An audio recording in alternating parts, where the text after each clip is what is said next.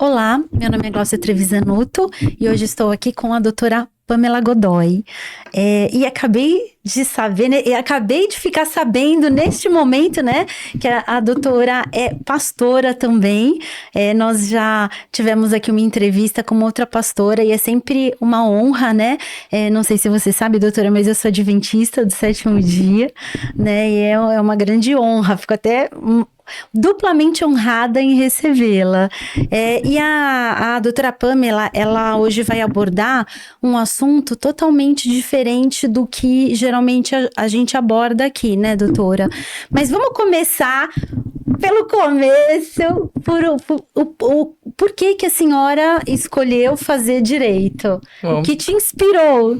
primeiramente, obrigada pelo convite. Eu que Tá agradeço. aqui, falar um pouquinho mais sobre esse assunto que ainda é tão polêmico, mas que na mesma medida vem ajudando tantas pessoas, que é dentro do direito da saúde, a cannabis. Sim, A tão doutora. famosa maconha, perigosa, né? Droga, não é? Qual é o contexto? Então a gente vai conversar um pouquinho sobre isso. Foi isso que eu trouxe para vocês Isso. hoje. Eu estou no direito, já fiz direito inspirada na minha prima, que inclusive a doutora também conhece, doutora Fabiana Camargo. Que legal, Fui uma trabalhar grande com mulher, ela. grande advogada. Fui trabalhar com ela muito novinha, eu tinha acho que 12 anos. E aquela coisa, vai no banco, vai no cartório, vai no fórum, faz isso, faz aquilo. Aí na hora de decidir, falei, gente, eu já sei quase tudo da advocacia, eu vou fazer direito, né? Então, foi a minha grande inspiração, doutora Que Fabiana. legal. E já sou formada há 14 anos, e nesses 14 anos sempre ali no direito da saúde. Sempre trabalhando com operadoras de saúde, para a operadora, depois um tempo para o paciente. E aí nesse meio do caminho, né, há 6 anos aproximadamente, eu montei meu escritório e foi quando eu tive contato com o primeiro paciente de cannabis, que aí abriu um leque de possibilidades, tanto para o escritório, porque tem uma grande atuação, né, aí os profissionais ainda não descobriram essa área, ainda é uma área pouco explorada, então para o advogado, para o médico, para várias profissões, é um novo contexto, eu diria, né, um novo mercado para se explorar. E há 6 anos eu estou atuando nessa causa e vejo ainda muito preconceito. Então, por isso que é muito bom poder estar em lugares para falar sobre o tema e trazer essa clareza, esse esclarecimento. Então, mais uma vez, obrigada pelo convite. Vamos lá. Imagina, doutora, nós tivemos uma breve conversa, né, esses dias, numa videochamada nesse assunto, e eu vi que a doutora é realmente super especializada, né, nesse direito. Sim, ainda não é de fato Sim. um direito direito efetivamente, reconhecido, né? exato.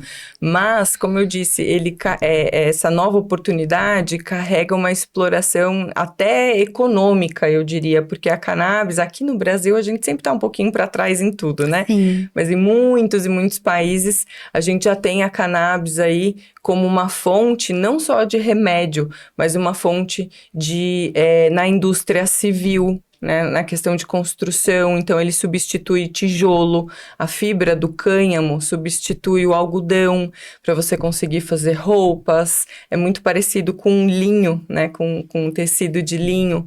Então você tem várias outras finalidades que a cannabis pode ter para além do remédio. Então quem fala que a cannabis é droga é porque ainda está desinformado, é porque ainda não entendeu esse contexto. E poder explicar isso mais uma vez é muito importante, porque o que as pessoas mais têm medo, vamos dizer assim, né? Vamos começar do que é a cannabis, né? O que é essa planta que traz tanto medo, vamos dizer assim, que as pessoas dizem socialmente falando, é a porta de entrada para as drogas, Sim. né? Será mesmo? Não, não é. Quem está buscando, né? Eu comecei com a maconha, comecei com um cigarrinho, mas essa pessoa não está buscando um tratamento, ela está buscando uma fuga. E ela não vai, é a mesma coisa, comecei com álcool, comecei com cigarro, com o tabaco e fui parar no crack. Não existe isso de fui parar no crack. Essa pessoa, ela tem alguma questão psicológica, alguma questão psiquiátrica que precisa ser tratada com atenção. Ninguém se joga nas drogas porque começou fumando maconha. A pessoa se joga nas drogas porque ela tem uma questão ali que precisa ser tratada. E a cannabis, ela recupera, inclusive, adictos de crack, alcoólatras, pessoas que têm adicções muito fortes, né, e muito destrutíveis para si mesmo. Com a cannabis, por ela trazer esse relaxamento comportamental, as pessoas conseguem diminuir. Então, traz esse benefício ainda para quem realmente tem vícios que são pejorativos, né? Vamos dizer assim. Então, há muito tempo atrás, porque eu estou contando uma história pro meu filho, há muito tempo atrás, a cannabis era livre, né? A maconha era livre, todo mundo plantava. E agora eu não vou me recordar as datas exatas, mas teve uma conferência, a primeira conferência do ópio. E nessa conferência, um médico de Pernambuco, aqui do Brasil, que sugeriu que a cannabis fosse proibida. Então, você perceba que dentro de uma conferência que tem a indústria farmacêutica por detrás, na conferência do ópio, a gente sabe que os opioides são hoje muito mais viciantes do que muito remédio caseiro que poderia ser usado e não é para fazer o bem, né?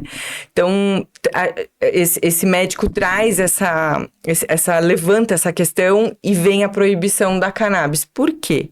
Porque tem duas substâncias que são muito comuns. Tem mais de 50, doutora, substâncias na planta que são importantes para o nosso corpo. 50 canabinoides que a gente fala, mais de 50. Mas os mais conhecidos são o CBD e o THC. O THC é o vilão que todo mundo acha. Por quê? Porque é uma substância psicoativa, que a gente chama, né? Então, de tanto andar com os médicos, eu já tenho discurso na ponta da língua também. Por ser uma substância psicoativa, ela altera não o seu estado de consciência, mas ela altera o seu metabolismo, vamos dizer assim.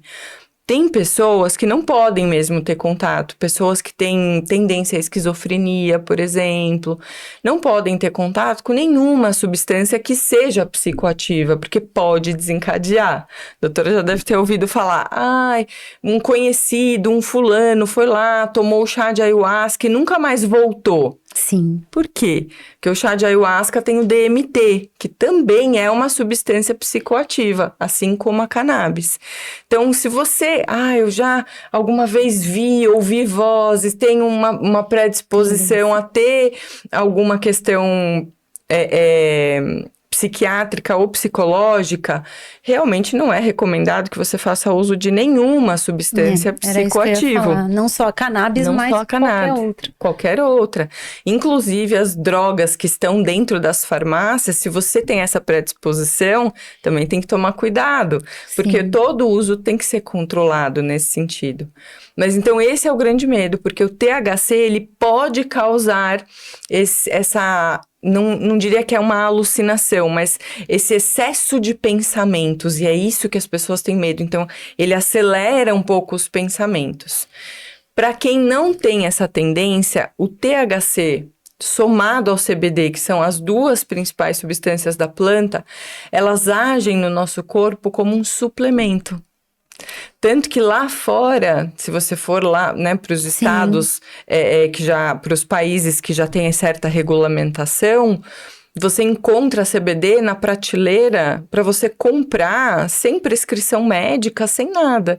Porque o CBD isolado, a substância do CBD isolada, ela não tem o THC, não tem o psicoativo e ela é usada como suplemento.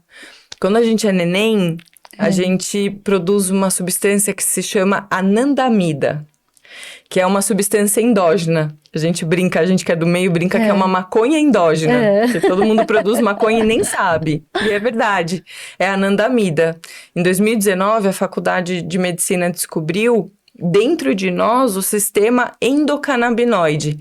Assim como a gente tem o sistema digestivo, o sistema nervoso central, diversos sistemas que coordenam o nosso corpo, foi descoberto esse sistema. E a planta, a cannabis, é uma das substâncias que mais tem compatibilidade com o nosso corpo. A manga também tem canabinoides. Caramba. Tem várias outras frutas que têm canabinoides, mas numa proporção bem pequenininha. Você não tem quantidade significativa, por isso que não é classificado como remédio. E a cannabis tem muita. Então, ao passo que a gente vai crescendo e vai desenvolvendo, a gente deixa de produzir essa substância endógena e passa a fazer necessidade da suplementação. Por isso que ela faz muito bem para os idosos, para quem tem Alzheimer, para quem tem mal de Parkinson. Ela atua em diversas questões. Quando tem pessoas com câncer, por exemplo, fala, mas vai tratar o câncer? Não. A cannabis não trata doença nenhuma. Quando você entra com o tratamento da cannabis somado ao tratamento que a pessoa regular, que a pessoa já faz, ele ajuda, a cannabis ajuda no estado de homeostase da pessoa, o reequilíbrio do corpo. Então, essa pessoa, por exemplo, que está enfrentando um tratamento de câncer, ela começa a comer melhor, ela começa a dormir melhor, ela sente menos enjoo quando ela vai fazer a quimioterapia, quando ela vai fazer alguma radioterapia. Então, não é que a cannabis cura as doenças, né? Porque também tem essa, agora cura tudo, vai para tudo. Não é que vai para tudo, mas ela ajuda nessa composição geral do corpo, trazendo bem-estar.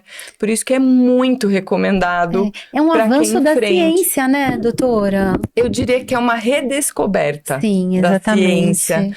Porque antigamente, antes da proibição, e a proibição aqui no Brasil começou no Rio de Janeiro, foi a primeira lei, e lá no primeiro artigo, para quem for estudar, né, dá uma googada aí que vocês vão achar. Lei Pito do Pango, chamava. Olha que legal. Lei Pito do Pango.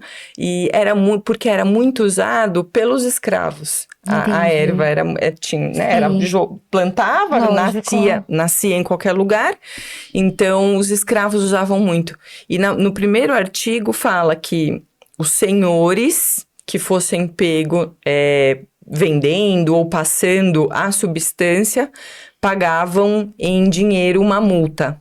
E os escravos que forem pegos usando ou portando eram presos. Então, a dinâmica da punição já era diferente naquela época. Por isso que a gente fala que a lei de drogas tem muito preconceito, muitas questões sociais. Verdade. Então, entra até nesse assunto a proibição, que por que um paga em dinheiro e o outro vai preso? Né? Da onde vem essa distinção? E até hoje a lei de drogas é assim. A gente viu, final do ano passado, o STF falando um pouquinho sobre o porte de maconha e descriminalizando o porte de maconha. Por quê? Porque antes ficava na mão do delegado. Se você fosse da Vila Madalena, por exemplo, uma pessoa branca, enfim, sem nenhum antecedente criminal, nem nada, e fosse pego, às vezes, com 30 gramas de maconha e alegasse para uso próprio, tudo bem, era uso próprio, você não ia preso. Se uma outra pessoa, num outro contexto de favela, ou, enfim, uma pessoa preta, por exemplo, fosse pego com quantidades até inferior, às vezes 10 gramas, era preso e era traficante. Sim. Então, você não tinha uma parametrização do que podia ser e o que não podia ser. E aí, esse artigo foi revisto agora, no final do ano, pelo STF, que trouxe essa parametrização. Então, até 6 pés de cannabis ou 40 gramas, você não é considerado, pelo menos não em princípio, um traficante. Você vai ter que dar os esclarecimentos e tudo mais, mas não é mais crime você ser autuado ali, encontrado com essas quantidades. Claro, se não houver nada mais, né? Nenhum outro indício. E nenhum outro indício. Se for tráfico, vai ser tráfico mesmo, não tem jeito. Mas se você é paciente, você tem essa possibilidade, né? Então, tem muita coisa para falar do assunto. Foi a melhor coisa que eles fizeram, né, doutora? Porque as pessoas ficavam vulneráveis ao que o oficial ali, né, que tivesse pego o que ele iria determinar, né? E agora não, existe uma legislação que determina. Exatamente, existe pelo menos uma parametrização. Então, ambos que forem pegos, independentemente do contexto ali social ou da cor da pele, se você foi pego até 40 gramas ou 6 pés, você é considerado um usuário de drogas e não mais um traficante, né? Como era colocado antigamente. Mas a figura do usuário é totalmente diferente da figura do paciente. Sim. O usuário de drogas é aquela pessoa que ainda não entendeu o que é um paciente e não buscou a regularização do seu tratamento. Sim. Eu costumo dizer que aquela pessoa, né, o maconheiro, vamos dizer assim, que usa em casa, que faz o uso terapêutico, que a gente chama, não aquela pessoa que está envolvida no contexto das drogas, está ligado à organização criminosa.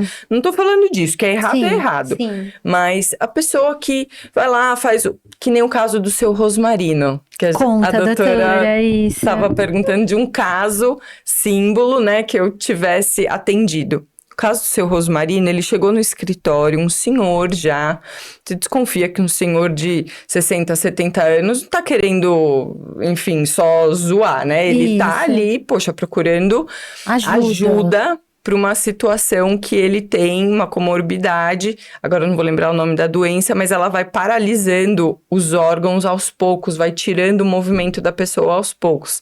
E ele chegou, doutora, eu faço uso, eu não sei como que eu posso, né, nessa situação, melhorar a minha situação, porque hoje eu tô indo na biqueira, eu tô indo num lugar que é muito ruim para mim, para conseguir um pouco de cannabis para fazer o meu óleo. Então, daí, né, aí tem todo o processo de extração e tudo mais. Fora que a qualidade do que se pega nesses lugares é péssima.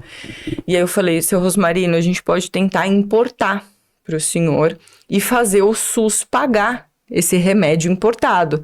Porque aqui no Brasil, a gente também tem pouquíssimas empresas que foram aprovadas pela Anvisa. Temos umas 5, mais ou menos. A Prate Dona Duzi, tem algumas farmacêuticas que já foram aprovadas, mas o remédio na farmácia é caro. É coisa de, às vezes, R$2.000, R$2.500 para um brasileiro médio comum. Sim. É muito dinheiro.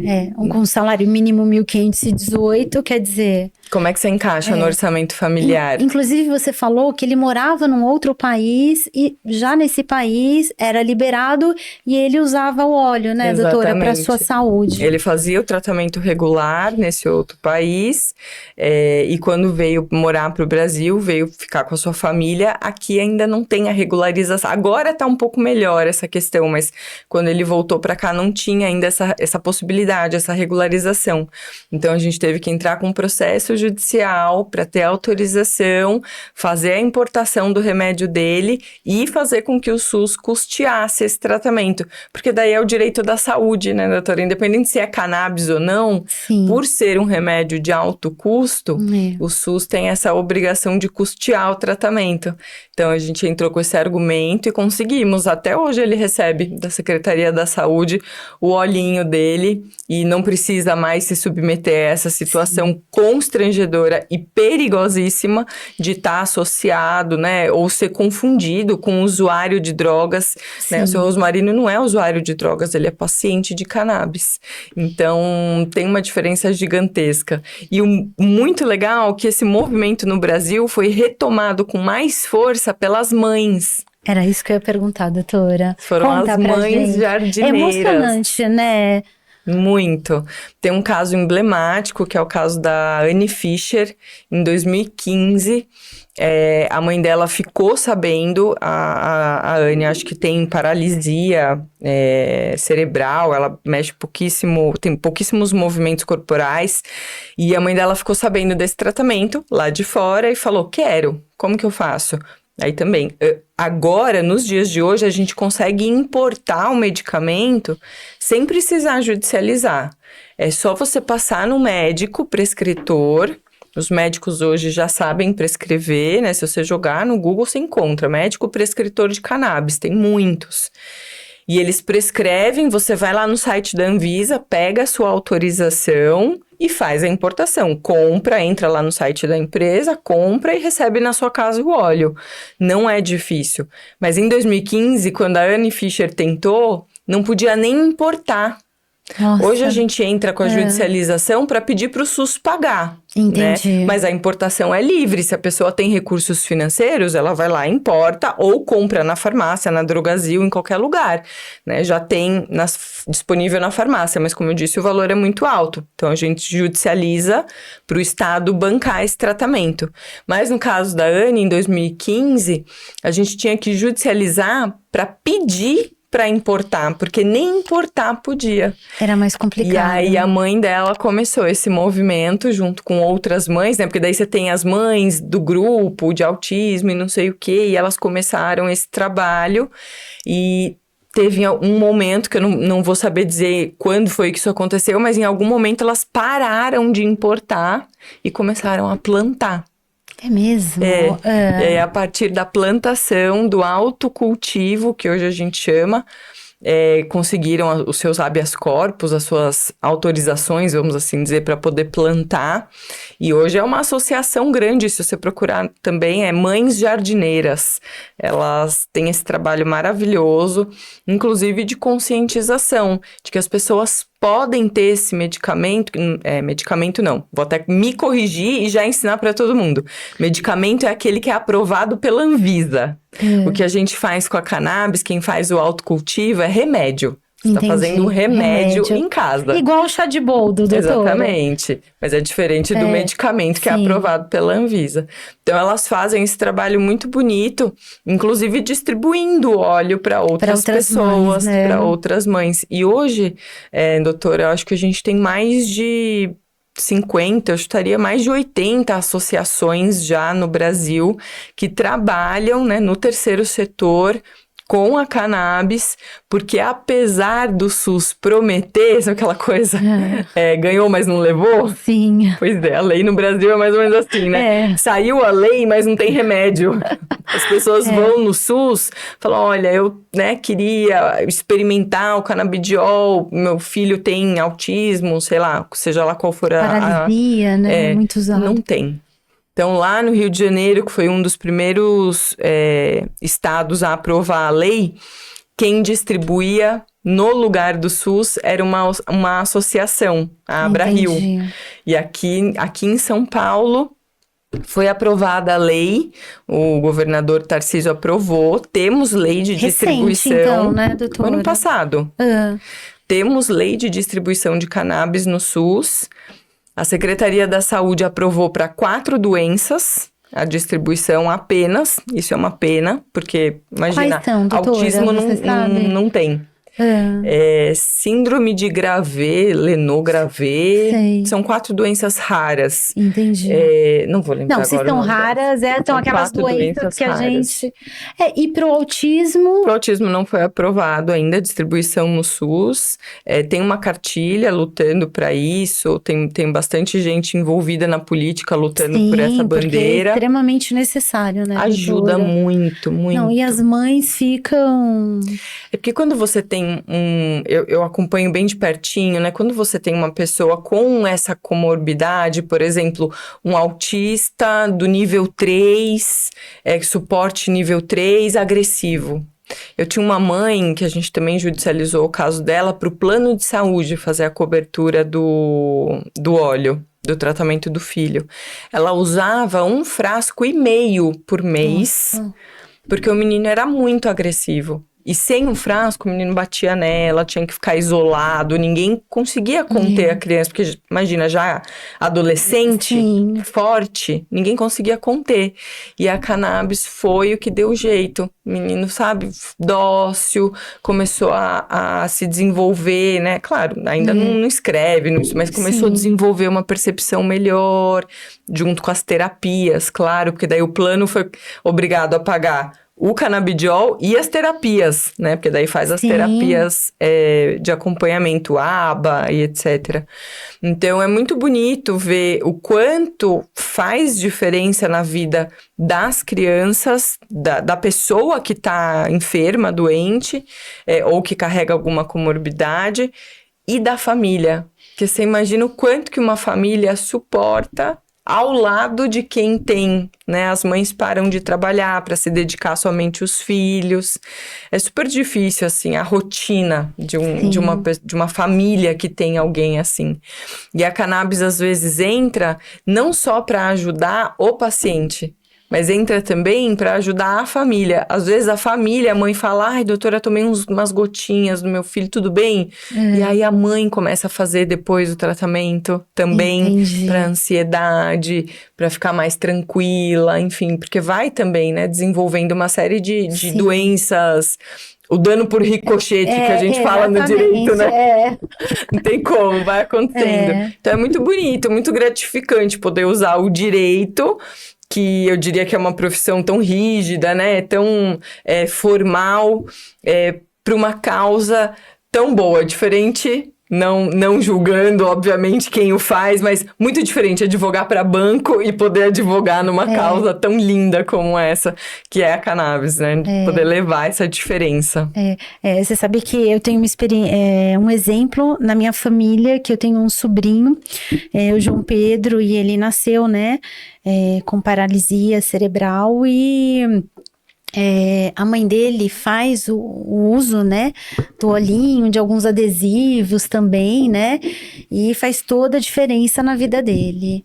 E assim, é muito gratificante mesmo, né, nós termos advogadas igual a você que trabalha nessa causa, né, doutora? Porque é tão importante quando você está trabalhando para a saúde de uma pessoa e quando você está trabalhando para a saúde de uma pessoa, né, portadora de deficiência, né, ou com alguma doença grave, ele atua no sistema nervoso, doutora? Como funciona? Também, né? As substâncias em si, elas se conectam a esse sistema endocannabinoide que a gente fala, que existe.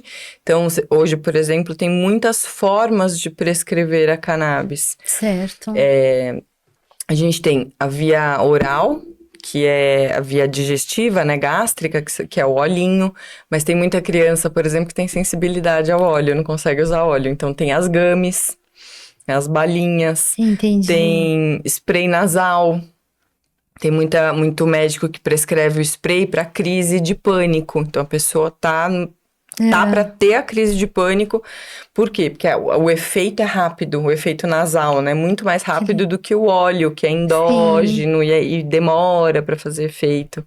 Então, tem as pomadas, que tem a doutora Vanessa Matalobos, uma médica do Rio de Janeiro, muito querida, e ela prescreve para diabéticos. Nossa, olha como é amplo. É amplo muito demais. amplo, né, doutora? E ela trata feridas abertas com pomadas de associações com a cannabis, para poder ajudar na cicatrização. Então, a gente tem esses receptores que os médicos explicam do canabidiol no corpo inteiro. Tem na pele, tem nos órgãos, em todo o nosso corpo é compatível com essa substância.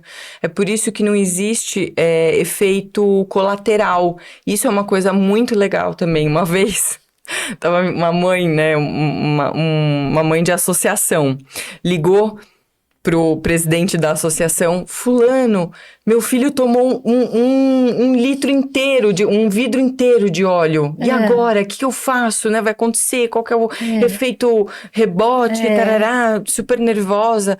E aí o presidente falou: mãe, fica tranquila, só prepara muita água, porque ele vai ter sede, e muita fome também. Mas não vai acontecer nada. Ele só vai dormir bastante e ficar muito mais calmo. Dito e feito. Uns 4 dias, né, dormiu bastantão, comeu bastante, ficou super calmo, não teve nenhum efeito rebote colateral de nada. Então, dizer que não é recomendado, isso é importante esclarecer, porque E os jovens, como é que fica, né? É recomendado para jovem? Não é recomendado para jovem? Não é recomendado para jovem mesmo. Por quê? Porque principalmente a via inalada. Tecnicamente a gente fala via inalada, conhecidamente via fumada, né? Certo. Porque ninguém anda com inalador debaixo do braço, sim. as pessoas andam com o pito do pango. Isso. Né? Tem vários nomes, né? Pito do pango é um deles. E não é recomendado para você que é adolescente, isso dá até um corte, doutora. Não é recomendado para você que é adolescente. Por quê? Porque os seus neurônios estão em atividades 1000 por hora. Se você pega uma substância que te acalma, que te desacelera, você pode ter aí um efeito que a gente fala, né? Ah, o jovem ficou lerdo, ficou vagabundo, ficou não sei o quê, não quer estudar, não quer saber de nada, só quer saber de fumar. Por quê? Porque realmente não é esse o momento. A não ser que ele passe por um médico e tenha essa recomendação do médico para alguma patologia específica. Mas caso contrário, não é recomendado mesmo para menores de 20 anos, porque o teu cérebro ainda está amadurecendo. Então, essa psicoatividade, né, que o THC dá, pode desencadear, sim, algumas questões nos jovens. Então, não é que a cannabis faz mal, mas para o momento da juventude, por conta dos hormônios, não é recomendado. Mas diferente já dos adultos, nós que nos preocupamos demais, por exemplo, que a gente tem uma hiperatividade mental e às vezes cai na ansiedade, cai em outras doenças, né, em outras questões, é recomendado. Então, você vê que é totalmente diferente as recomendações, né? O médico vai conseguir falar isso com muito mais precisão do que eu. Mas você que é jovem, realmente, a recomendação não é para você, porque é um remédio. Não adianta achar que, assim, não é uma substância. É uma substância, e eu digo que não tem que ser uma substância proibida, como é hoje. Não tem que ser tratada como droga, mas é uma substância controlada. Entendi. Isso sim, é totalmente diferente o cenário. Hoje a cannabis, ela tá na lista de substâncias proibidas. Por isso que se alguém for pego plantando, fumando, portando, vai ter que se responder e esclarecer para a autoridade policial por que tá plantando aquilo, porque é proibido. Agora, se você tem essa recomendação médica, se você tá na condição de paciente, aí você tá resguardado por essa condição de paciente. Então, são alguns esclarecimentos que tem que fazer. Importantíssimo, né, doutora? Importantíssimo. Doutora, e qualquer médico, porque você falou que tem os especialistas, é isso? Como que funciona? Tem. Qualquer médico, hoje, quem fala sobre o assunto, né, legalmente falando, a gente não tem uma lei federal que trate sobre o assunto. A lei federal está desde 2015 aguardando no Senado a aprovação, mas não tem muito interesse político em cima da pauta, então não anda, né? Mas tem, desde 2015, se você jogar lá, tem o texto da lei que está aguardando a aprovação. E aí, isso no ambiente federal. Então, quem fala se a gente não tem lei? A Anvisa. A Anvisa tem se posicionado sobre o assunto. A gente tem diversas resoluções, né? A Anvisa tem a resolução 660, que é a resolução que trata dos remédios importados. Então, como é que as empresas lá de fora podem trazer o remédio para o Brasil, comercializar aqui? Tem todas as normas lá. E tem a 327. A 327 é para as empresas que estão lá fora e que querem abrasileirar o medicamento, vamos dizer assim, e aí vai passar por todo o processo da Anvisa, vai passar por tem que ter teste clínico, tem que ter uma série cumprir uma série de requisitos para conseguir ter o medicamento, aí sim reconhecido como medicamento, aprovado pela Anvisa e vendido na Drogasil, na Droga Raia, nas drogas perto de casa. Então, tem que passar por esse processo. E é a Anvisa que fala todas essas regras. Então, a gente tem regra. A gente não tem lei, mas a gente tem regra sobre o assunto. Outras organizações, como o MAPA, por exemplo, o Ministério da Agricultura, ainda não se posicionou sobre o tema. Não temos nada deles falando sobre isso. Tem uma portaria que saiu mês passado que fala sobre a importação de sementes.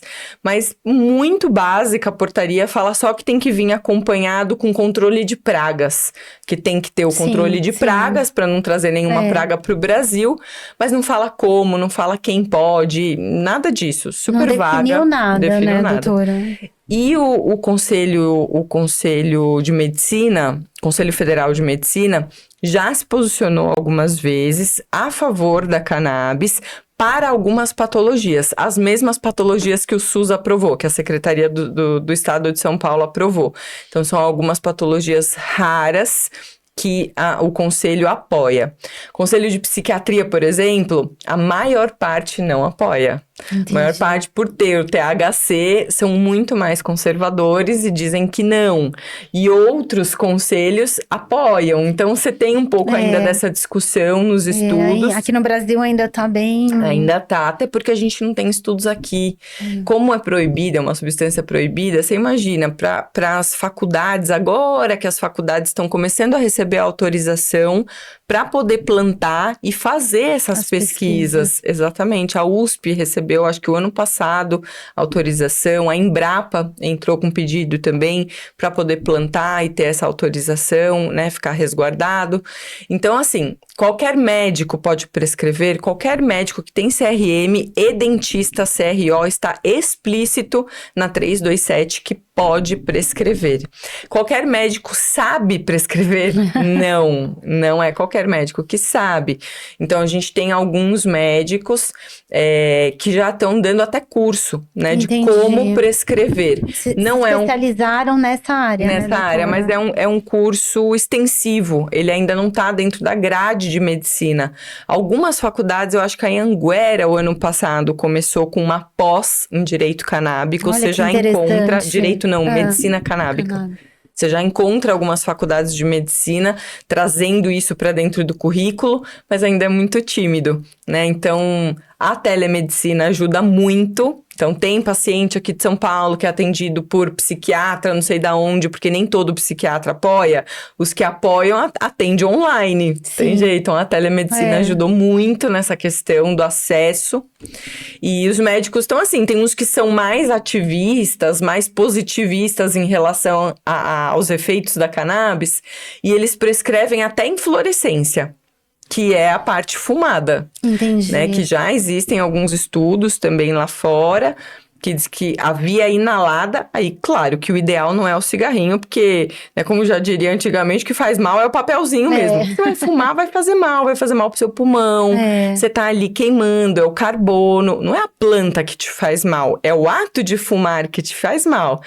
Mas se você tem um vape, os médicos, eles recomendam um vaporizador Vulcano, que chama, que não tem efeito colateral, não tem aquele excesso de fumaça.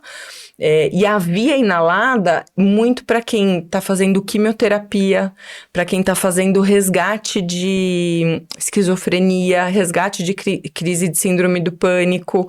Então, coisas que precisam ser rápidas, respostas rápidas, porque daí a pessoa dá aquele puff que eles falam, né? Uma inalada, e a fumaça vai direto para o sistema nervoso central, e na hora a pessoa sente aquele relaxamento, aquela melhora no seu estado geral, né? No estado comportamental. Às vezes a pessoa tá muito agressiva, tá um autista agressivo, você consegue o efeito muito mais rápido do que nas gotinhas, por exemplo. Sim. Se você tomar 5, 6 gotinhas, você vai sentir o efeito dali uns 40 minutos, 1 hora.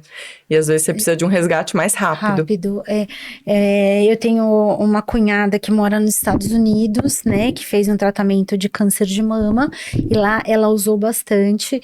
Todas as vezes que eu vou para os Estados Unidos, né? É muito comum lá, né, Muito doutora? comum. Você tá 2, 3 esquinas tem um, mais 3 esquinas, né? Então é muito comum lá. Os dispensários, né? Você encontra Sim. até as inflorescências.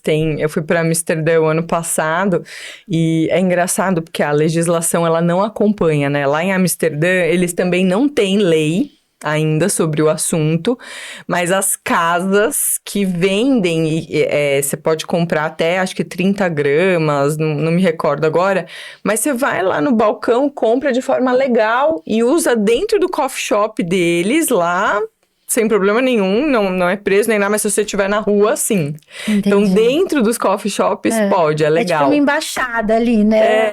Dentro, É ok. muito curioso, assim, porque é um tema tão... Eu acho que, na verdade, doutora, eu acho que tem tantos interesses por detrás, tanto políticos quanto do próprio tráfico, porque quem que tá atrás, quem são os grandes do tráfico? Não é aquele que foi preso ali e que tá lá na cadeia cumprindo, né? Não, os grandes a gente sabe que tá na política, tá em vários outros lugares. Então... É muito difícil para destravar. Os lugares que a gente vê que já foi liberado ou regulamentado, ainda assim não é organizado. É tudo bagunçado. Lá em Amsterdã eu fiquei chocada. Eu falei, gente, mas quem que planta? Vem da onde? Quem que fornece para os coffee shops para eles terem, se é proibido plantar no país? O tráfico. Mas daí você pega do tráfico. Eu fiquei esperando você falar alguma empresa, algum agricultor. Os agricultores familiares, que a gente chama, que são as pessoas que plantam em casa, mas não podem, se forem pegos, vão preso. Sim. Mas aí, se você tá dentro do coffee shop, pode. Você fala, gente, mas que loucura. Então, você vê que ainda a legislação não acompanha mesmo o direito. E no Brasil não é diferente. Também tá muito bagunçado. Porque você falou que 5 empresas que estão autorizadas a vender. Isso. Fabricado aqui ou... Fabricado lá fora. Fabricado lá fora. Fabricado lá fora. Importado. Ainda não tem nenhuma empresa que faça o processo todo aqui, né? Que plante, que faça a extração. Que daria, né, doutora? Porque... Meu Deus, aí a gente entra num assunto que não é a cannabis para fins medicinais, mas é a cannabis para uma nova economia. Sim.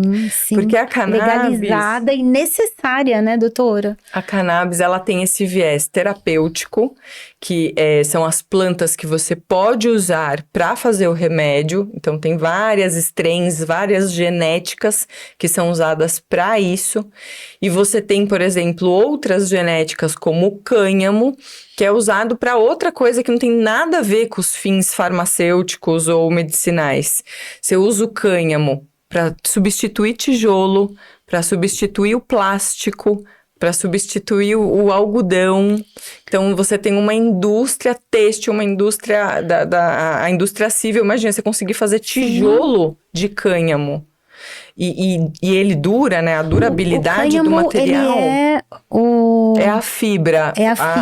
O cânhamo, quando ele a cannabis da espécie cânhamo, quando ela chega a ser grande, ela vai para 2 metros, 3 metros de altura. Doutora. Ela fica bem alta, é diferente da plantinha que faz o remédio.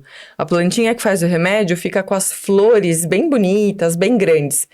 O cânhamo não tem flor. Ele só tem um caule bem grande e é esse caule que vira fibra. Entendi. E com essa fibra, são fibras grossas, resistentes, você consegue fazer vários materiais, como o tecido, como o tijolo, né, que eu falei do cânhamo, que dura muito, Poxa inclusive. vida. É super sustentável. Tem algumas empresas aqui no Brasil que já falam sobre o cânhamo, que já tentam explorar o cânhamo, mas é que daí, financeiramente falando, a gente não tem incentivo para poder desenvolver a indústria. E competir com a China é difícil em qualquer lugar, né, doutora? Sim. Seja no cânhamo, Qualquer área que você for competir com a China é difícil. Então, é difícil, porque daí você não tem como plantar aqui no Brasil ainda. Aí você vai trazer cânhamo da onde? Da China, que é o mais barato. Mas aí a importação para o Brasil acaba ficando caro, e aí a pessoa vai fazer, sei lá, uma calça de cânhamo. Quanto que vai custar para dar renda e lucratividade para a empresa? Tem que custar 300, 400 reais a calça. É para quem que você vende uma calça jeans de 300, 400 reais? Porque fica inviável, né, doutora? Só para elite. E que no Brasil Brasil não temos muitas, então a gente tem um povo muito médio, né? Muito sofrido no Brasil. Então você tem que trazer soluções que realmente façam diferença na vida do brasileiro. E aí o cânhamo acaba ficando no lugar do luxo, que não é o contexto que a gente quer. Mas, nossa, estudem, pesquisem sobre cannabis, porque, olha, vai descortinar, assim, um lugar totalmente novo. Hoje, doutora, a gente aprendeu muito. A gente aprendeu que, inicialmente, era liberado através de uma lei que começou no Rio de Janeiro, né, que já teve uma discriminação já logo de começo, né, e com o avanço, né, da ciência, a gente sabe hoje, até mesmo pelos outros países que é liberado, né, a nível medicinal, o quanto ele ajuda nesses problemas de saúde, e aí as pessoas aqui no Brasil começaram a importar e ter que pedir autorização para importar. Agora já existe autorização para importar, mas o custo é muito alto e quem faz necessidade tem que entrar com uma liminar na justiça para que o SUS, né, custeie esse medicamento, assim como aquele remédio para crescimento, né? Qualquer remédio de alto custo, né? A pessoa tá fazendo um tratamento, isso é legal você entender. O direito da saúde, ele é um direito constitucional. O que isso significa? Que ele tá acima de qualquer direito.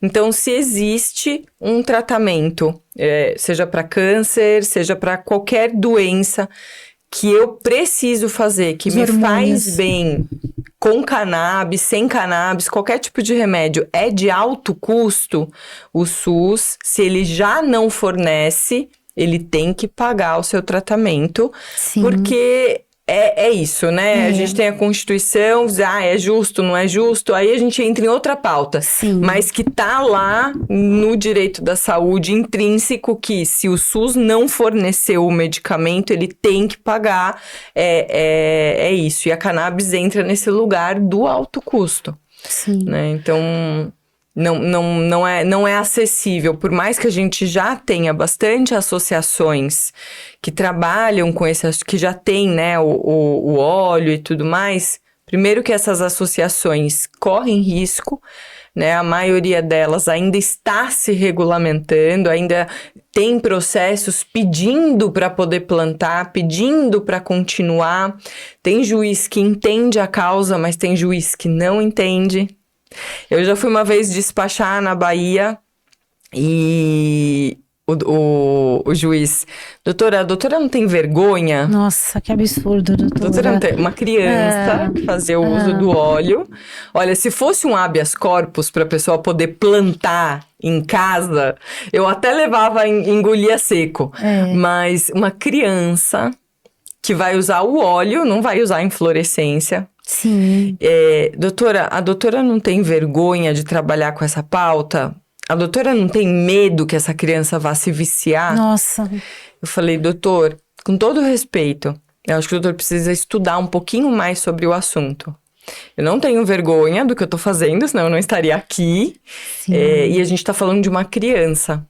Eu não tô falando de alguém que tá tentando burlar alguma coisa para conseguir acesso. E com laudo médico, né, doutora? Com laudo médico, quer dizer, né? Ele coloca ali toda a escala de médico, paciente, advogado em pauta, e aí, né? Doutora, você imagina que assim, o Estado...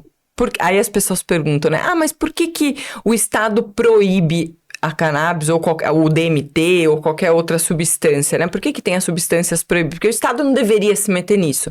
Mas é que assim, tem a Constituição, né? Sim. E o Estado, ele garante saúde para você, né? Ele diz que ele vai pagar o seu tratamento se você precisar e tal. Só que junto com os seus direitos tem os seus deveres. E o seu dever como cidadão é ser um adulto produtivo. Para quê? Para produzir para o Estado. Sim. Porque você tem que ser um adulto funcional. Então, toda substância que pode fazer mal para você enquanto cidadão é proibida pelo Estado, é controlada pelo Estado. Então, por isso que o Estado controla nem essa toda, questão. né? Porque o cigarro, o álcool, né, doutora? São drogas regulamentadas. Só que, se essa substância não está te fazendo mal, pelo contrário, está te fazendo bem, e você tem o laudo de um médico dizendo isso, atestando isso, dizendo, olha, fulaninho de tal tinha 30 crises de epilepsia e passou a ter 0 ou passou a ter 5, diminuição significativa, o Estado não pode dizer, você não vai usar, eu te proíbo de usar. Porque daí você estaria pedindo para o Estado tomar conta de algo que está fazendo... É contra-intuitivo, está fazendo bem para mim. É benéfico, né? Exato. Então, a gente entra aí também e diz, olha, Estado, por mais que seja proibido, que ainda esteja lá na lista de substâncias proibidas, a gente tem aqui o fulano que faz o tratamento com a cannabis, laudado, já passa com o médico, já tem tudo certinho, e ele quer plantar ou ele quer importar e precisa do seu apoio, o Estado, nesse momento, para ter acesso a uma substância de qualidade também, porque você imagina, o seu rosmarino, que eu falei um pouquinho de tempo atrás, o meu primeiro cliente de cannabis, você tem que se submeter a uma situação de ir num lugar super perigoso para poder pegar um pouco da substância ruim, que você não sabe o que vem, o que tem dentro, a procedência péssima, para fazer o óleo, para poder ter acesso. É muito, muito sofrimento, muita dor. Então, por isso que também a gente pede muito apoio às associações. E tem associação que é assaltada pelo tráfico. É mesmo, doutora? Poxa, você imagina os riscos de você plantar, você ter uma plantação com 300, 400 pés. Né? Tem gente que vai, que assalta. A Abrace, que é uma das maiores, aqui eles atendem mais de 50 mil pacientes no Brasil. A Abrace é uma das primeiras associações de Pernambuco, se não me engano.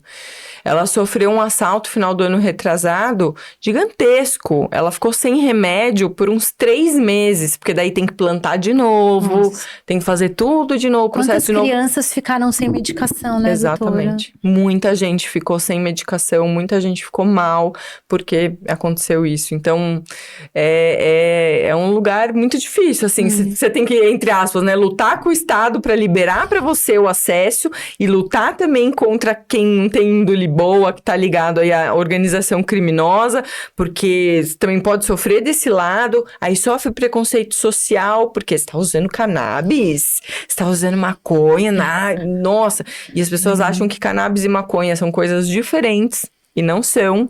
Cannabis é só um nome bonitinho para você conseguir falar dentro da sua casa sobre o assunto. É o nome técnico, o nome científico, né? Então, poder tirar também, acho que um pouco dessa capa de preconceito que é uma planta, né? Que a planta tem, também é muito satisfatório. Porque eu olho e falo, gente, eu sofri muito num lar que sofreu demais com o alcoolismo, né? Com os homens da minha casa, invariavelmente tinham um problema com bebida. E é uma droga, a droga que mais faz mal de todas é o álcool. Vários médicos já comprovaram isso e atestam isso. E tudo bem você tomar álcool numa reunião de família, em casa, cheguei tranquilo. E por que não usar uma planta que te faz bem? Sim. Ah, mas não, mas daí, né? Então, você tem todo esse contexto que... É aí quando você é advogado, ou quando você é médico, você chega com todo esse contexto, conhecimento... Né? E aí você descortina também, eu recebo muito no escritório, assim... Ai, doutora, queria tal, mas minha esposa, minha mãe, minha tia, sei lá, não gosta, como é que eu faço? O que eu faço? Fala, chama ela, vamos conversar. Chama ela pra reunião, vamos sentar todo mundo, eu vou explicar pra elas, porque, né? Aí tem outro tom, uma advogada falando, um médico falando. A gente fala de um outro lugar, né? E é isso. Então, a cannabis, para mim, tem inclusive me motivado a permanecer na advocacia. Poxa, que legal, porque você vê esse trabalho, né? Que assim, doutora, é revolucionário, né? Porque nós estamos falando do quê? De 10, 20 anos que teve essa... A Ana Fischer foi em 2015, 10 anos. Exatamente, porque antes não se falava, né? E agora com o aumento, né, do autismo e de outros problemas, e essas mães guerreiras, né, doutora, que entram na justiça, sabe, pelos direitos mesmo, né, é fralda, é medicamento, é leite, que é diferente, né, então assim, a cannabis, então elas estão aí na luta, né, doutora? E você vê que num mundo, aí não digo nem no país, mas num mundo onde os opioides e as drogas de laboratório tomaram conta, né, da cultura, eu diria. Pra ansiedade, depressão. Tudo você vai na farmácia e pega um negocinho e toma um paracetamol, um omeprazol, não sei o quê, tudo um ol e vai pegando. E tudo isso sim são drogas. E são drogas que estão envenenando a nossa população. Em contrapartida, você tem uma planta que tem que ter os seus cuidados? Tem que ter os seus cuidados. Tem que ter um acompanhamento médico? Tem que ter, porque como eu falei, tem o THC envolvido, que é uma substância psicoativa. Mas, comparando um ao outro, já a gente viu o discurso do presidente dos Estados Unidos, né? Falando do Tilenol. Não sei se você acompanhou, mas o Donald Trump, essa semana, fez um pronunciamento falando que os casos crescente de autismo em todos os países estão ligados ao uso de paracetamol durante a gravidez. Exatamente. Quer dizer... Porque o paracetamol, ele acaba sendo, de uma forma fácil, vou falar aqui, tá? Ele acaba sendo absorvido dentro da placenta e o bebê absorve o paracetamol com um rim que ainda não está preparado, e isso mexe no metabolismo tanto da criança quanto da mamãe, o que pode realmente estar causando esse excesso de crianças com autismo. O crescimento dessas últimas gerações. Então, tanto que, né, na bolsa aí, a empresa de Tilenol perdeu bastante essa semana. Porque você imagina o presidente dos Estados Unidos falando isso. Mas é como... Ele anda arrebentando com muitas coisas, né, doutora? Ele anda bem ousado nos seus discursos. Mas eu vejo que foi como se fosse um descortinar, um pequeno descortinar da indústria farmacêutica. A gente não pode esquecer que por detrás desse monte de medicamento, aí eu não tô falando de remédio, porque o boldo da sua avó é remédio. A cannabis é uma planta e é remédio. Tudo que é natural é remédio, homeopata, fitoterápico. É totalmente diferente dos remédios e das drogas que são produzidas no laboratório. Que a indústria é grande, né, doutora? É muito grande. Faz muito bem? Faz muito bem. Tem que usar? Tem que usar. Não vai abandonar o seu tratamento aí, não é isso? Mas tem muita gente ganhando com isso também. Tem muita gente por detrás que ganha com uma população enferma. Hipocondríaca também, né, doutora? Hipocondríaca, exatamente. Um remedinho para tudo, né? É verdade. Doutora, você tem rede social, telefone, endereço? Tenho rede social, sim. Conta pra gente. Pamela S. Godoy, S de Salazar. Então, @Pamela S. Godoy. Eu falo um pouquinho no meu Instagram sobre o assunto. Pode mandar uma DM lá. Meu telefone é 11, sou aqui de São Paulo, então 11 94981 9527. Pode colocar nas descrições de vídeo se precisar. É o telefone do trabalho. Então lá você vai encontrar uma equipe para poder te receber e esclarecer se precisar fazer uma reunião com a sua família, né? Enfim, falar sobre o assunto. Doutora, não entendo nada, queria começar a entender.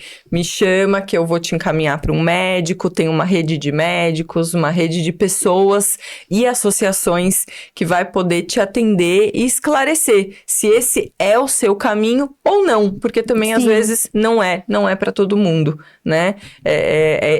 Isso sim é o papel do médico, ele vai avaliar o seu caso e vai dar essa alternativa terapêutica, seja ela qual for. Excelente, doutora. Muito bom. Doutora, muito obrigada. Eu aprendi muito, tenho certeza também que as pessoas vão aprender muito e adorar esse podcast, doutora. Muito obrigada, viu? Foi um prazer. Obrigada. E é isso, pesquisem. Na dúvida, pesquisem. Isso, e se a dúvida persistir, procurem a doutora. Obrigada, viu, doutora?